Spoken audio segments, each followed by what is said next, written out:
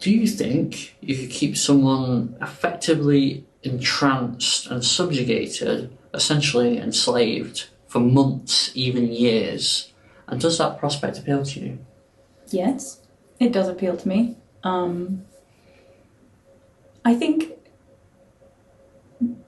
the honest answer is you can brainwash someone very effectively. You can really get inside someone's head. You can make you and serving you be one of the foremost thoughts inside that person's head most of the time. You could have it so that they fall into trance incredibly quickly around you. You could have huge amounts of influence over their opinions, their desires. You could definitely make someone like obsessed with serving you. And like, I should know, I'm in a owner property dynamic with Sinister, and I feel a lot like that with her. Like, I feel very strongly that she has a lot of power and control over me. And I know that she can influence my thoughts and ideas super easily. And I know that I really want to please her, like pretty much more than anything. So you can do all of that. There also has to be an understanding that we live in a world where it cannot always be the first thing you're focusing on. Like, it can be in the back of your mind at all times, but you have to realize people are people. They will get ill. They will, like, have off days. They will be tired sometimes. So when you're living it 24/7, you have to live it. You have to embrace all of a person so that you can be understanding. And some of my like long-term subs have been with me so long because they understand that sometimes I'm ill and like I won't be able to respond, or like they will have to look after themselves for a while I'm away. And vice versa, like I understand that if they don't complete a task, there are consequences, but also there are times when it wasn't possible for them for whatever reason. Like, it's all about continuing to communicate and treat each other as people first, which connects back to like, how do you find a hypnodom? You have to be human with people.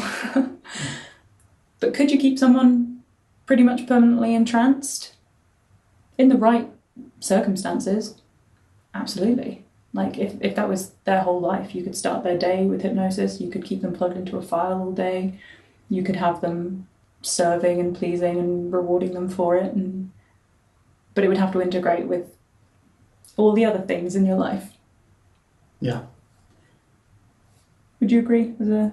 I agree, yeah. I think one of the assumptions that we make about kink before we start actually doing it with a person on a regular basis is how much you can do it. Because the idea of longevity is so fucking horny, isn't it? Oh yeah, perma-locked, perma-tranced, yeah. On my knees naked in the house all day, every day. Yeah, like the idea of having someone tied up in here, like for hours, like suspended from the ceiling, great in concept. In reality, a little harder to keep going.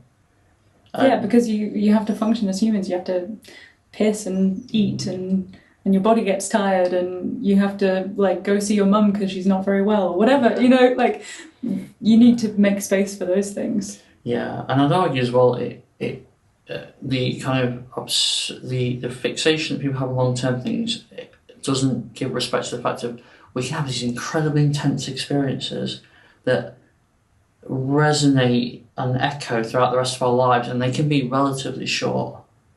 Yeah, and I think I would see it in terms of like, with a long-term dynamic, there needs to be maintenance of the shared reality that you're creating. So like everything we do is a fantasy. Like we're all just making it up in our brains.